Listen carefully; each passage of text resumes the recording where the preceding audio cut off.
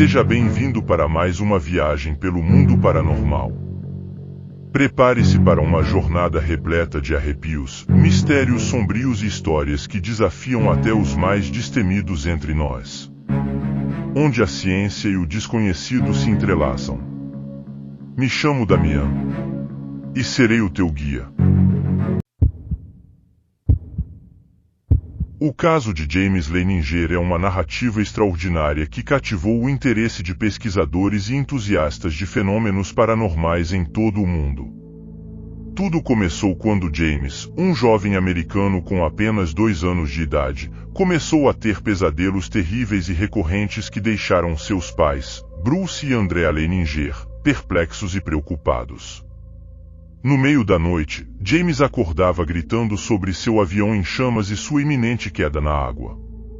Essas experiências noturnas eram tão intensas que James frequentemente lutava e chorava enquanto dormia, clamando por sua mãe para salvá-lo. A princípio, os pais de James acreditavam que esses pesadelos eram apenas frutos da imaginação de uma criança pequena.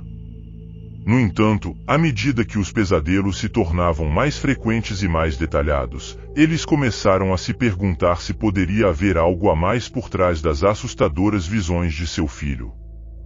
Foi então que James começou a compartilhar detalhes surpreendentemente específicos sobre sua vida anterior como um piloto durante a Segunda Guerra Mundial.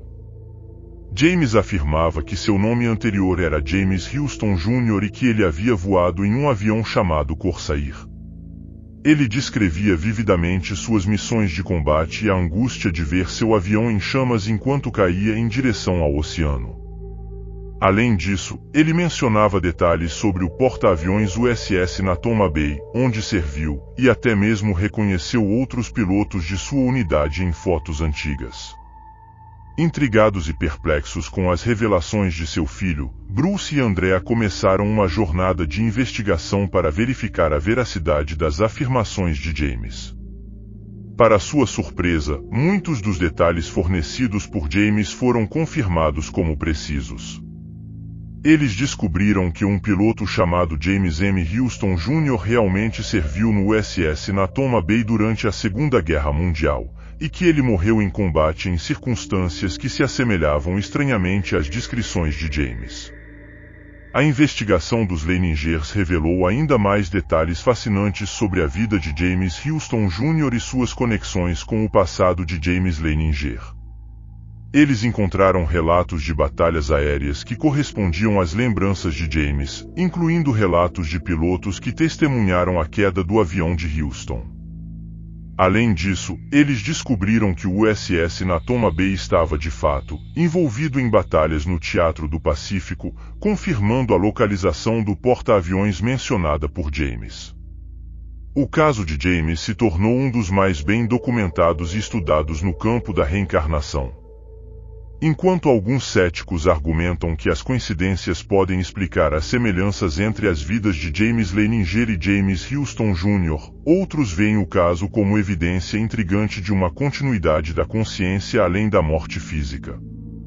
Independentemente de como seja interpretado, o caso de James Leininger continua a desafiar nossa compreensão convencional da vida e da morte, deixando-nos ponderando sobre os mistérios do universo e da existência humana. Um estranho caso na cidade de Delhi chamou a atenção na Índia na década de 1930. Aos 4 anos, uma menina chamada Shanti Devi começou a relatar supostas experiências de sua vida passada a seus pais.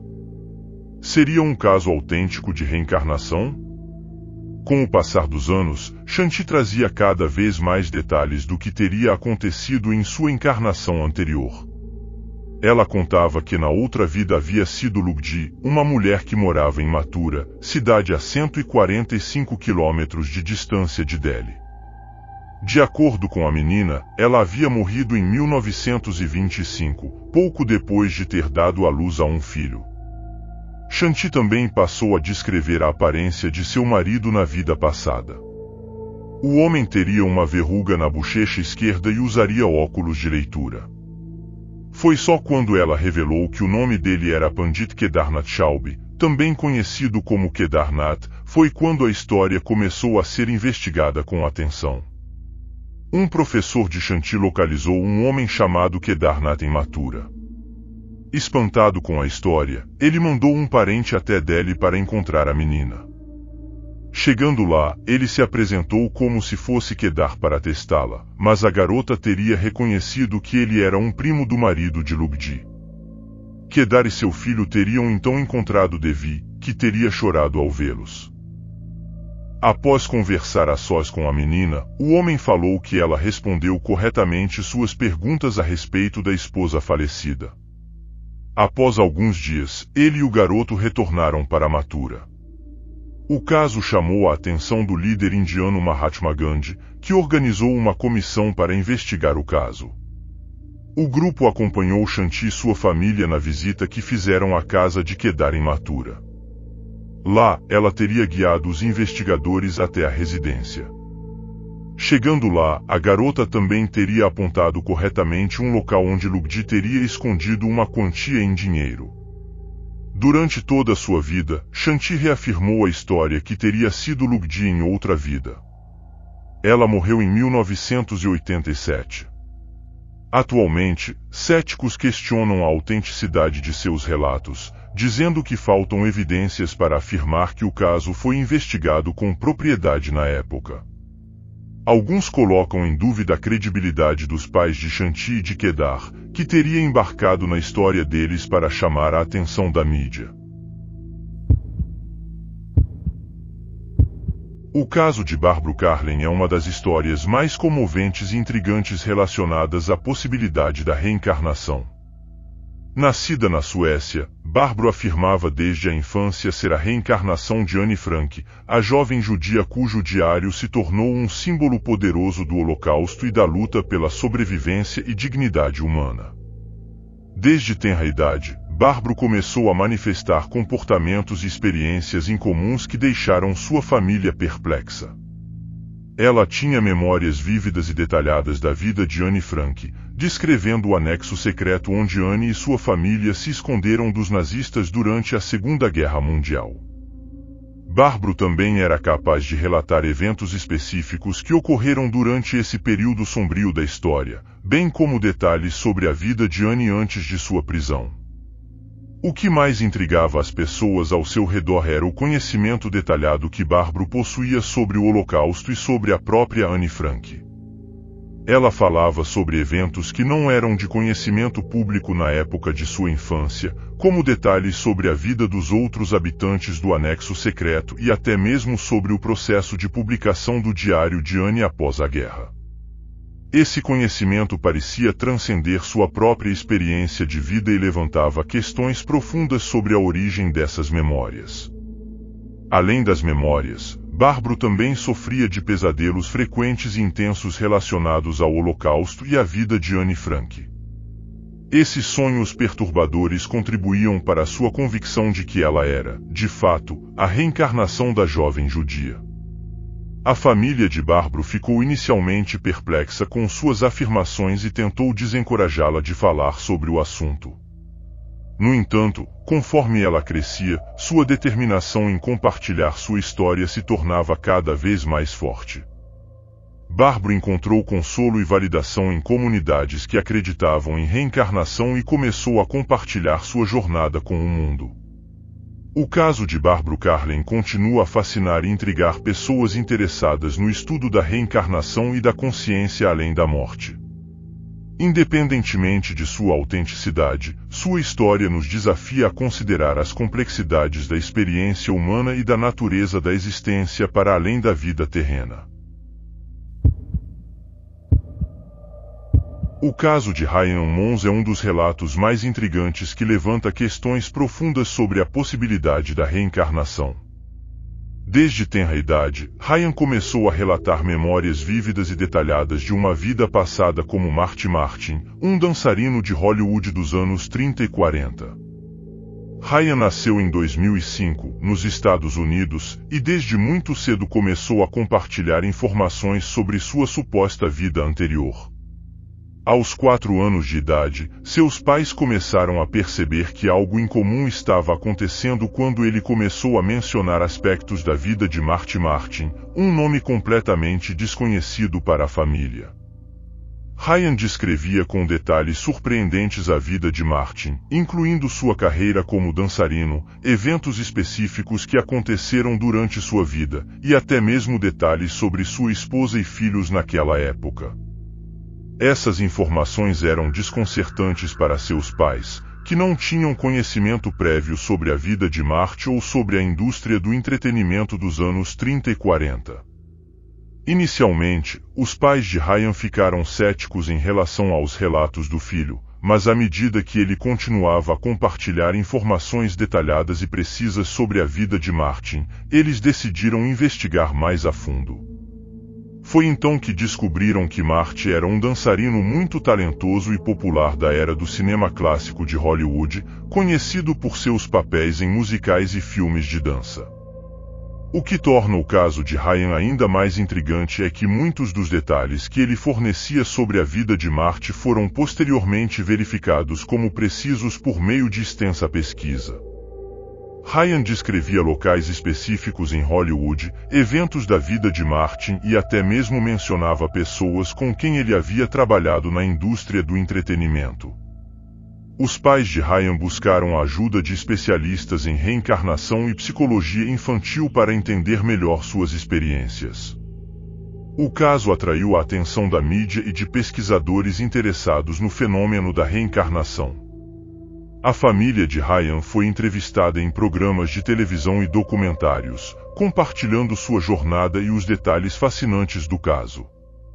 No caso de Ryan Mons, as referências à suposta esposa de sua vida passada como Marty são parte integrante das memórias que ele compartilhou desde tenra idade.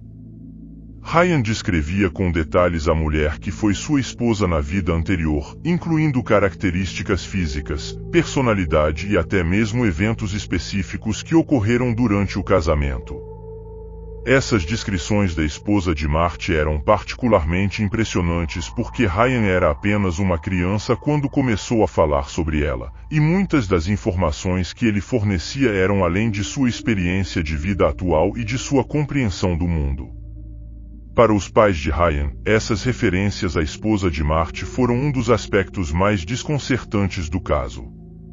Eles ficaram intrigados com a precisão e a consistência das descrições de Ryan sobre essa mulher, especialmente porque não tinham conhecimento prévio sobre a vida de Marty ou sobre as pessoas que faziam parte de sua vida naquela época.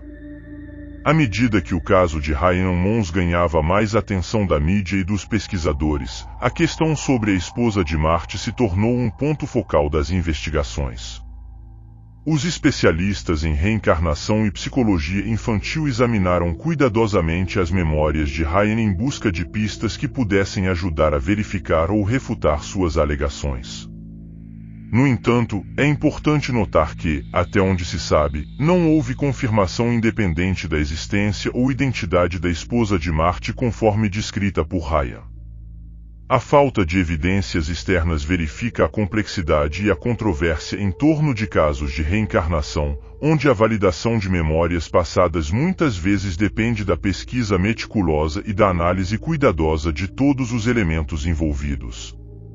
Independentemente da veracidade das memórias de Ryan sobre sua esposa na vida passada, seu caso continua a ser um dos mais notáveis e discutidos no campo da reencarnação, estimulando reflexões profundas sobre a natureza da consciência e da continuidade da alma além da vida física. Como uma típica criança de 6 anos de idade, o pequeno Cameron Macaulay gostava muito de fazer desenhos.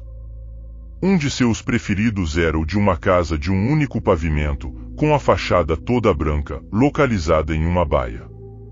Quando sua mãe perguntou que casa era aquela, o menino respondeu que aquela era a sua casa, e que ele vivia ali com sua antiga mamãe, numa região situada em Barra, uma ilha escocesa, a uma distância de 260 quilômetros de seu lar atual. Cameron estava convencido de que tinha vivido uma vida passada, e parecia estar muito preocupado que sua antiga família pudesse estar sentindo a sua falta. Depois do susto, sua mãe recordou que desde que aprendeu a falar, Cameron costumava contar aventuras infantis vividas naquela ilha. Mas a partir do momento em que ele passou a fornecer detalhes sobre a casa em que estas aventuras aconteceram, muitas outras memórias vieram à tona. Cameron descrevia sua antiga família, seus irmãos e irmãs, chegando até mesmo a contar como seu antigo pai tinha morrido. No início, a família tratou estas narrativas como sendo parte de uma imaginação fértil de criança. Contudo, em determinado ponto, o pequeno Cameron começou a apresentar sinais de tristeza e sofrimento, reclamando por estar separado de sua família de Barra. Certo dia, a professora de Cameron chamou seus pais para uma conversa. Disse a eles que o menino se queixava muito da ausência dos pais e dos irmãos. Além disso, sentia muita falta de brincar nas pedras da praia e reclamava que sua casa atual tinha apenas um banheiro, enquanto a casa de Barra tinha 3. Desde então não parava mais de falar sobre a ilha e o que tinha experimentado ali. Contou como costumava observar os aviões pousando desde a janela de seu quarto. Chegou mesmo a dizer que seu pai se chamava Shane Robertson, e que ele tinha morrido porque não tinha olhado para os dois lados, possivelmente se referindo a um atropelamento. Não demorou para que uma equipe de pesquisadores, entre os quais estava Jim Betakar, professor de psiquiatria da Universidade da Virgínia, encontrassem o menino e o convidassem a ir à Barra para conhecer seu antigo lar. Ao receber a proposta, a mãe de Cameron ficou assustada, pois sua família rejeitava a tese de uma vida passada. Mas o menino ficou tão feliz que não conseguia parar de pular de alegria. Quando o avião pousou em Coquelchel, Cameron perguntou para sua mãe: "O meu rosto está brilhando?" E a mãe respondeu: "Por que você está perguntando isso, meu filho?" E Cameron disse: "Porque eu estou muito feliz." Da janela ele apontava para a praia e dizia: "Agora vocês acreditam em mim?" E quando desceu do avião, jogou suas mãos para o alto e gritou: "Estou de volta." Já no hotel, a família de Cameron e a equipe de pesquisadores partiram em busca de pistas sobre o passado do garoto. Quando localizaram a Casa Branca, na foto ao lado, dirigiram-se imediatamente para lá, mas sem contar nada para Cameron. Ao chegar na frente da construção, Cameron a reconheceu no mesmo instante.